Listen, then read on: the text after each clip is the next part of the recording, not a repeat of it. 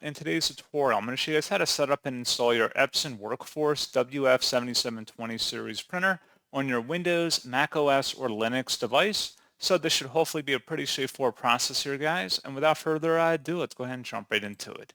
So all you have to do is open up a web browser, and into Google, you want to search for Epson WorkForce WF-7720 support, and you want to search for that.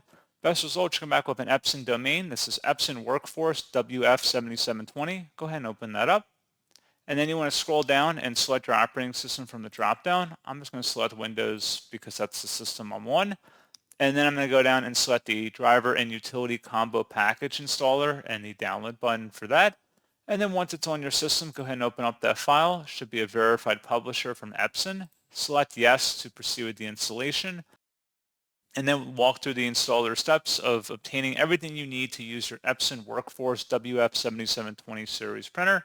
Select OK, and then you can just customize your preferences for your printer install from here, and that's all you have to do. So pretty straightforward process on that, guys, and as always, thank you for watching. I do hope that I was able to help you out, and I do look forward to catching you all in the next tutorial. Goodbye.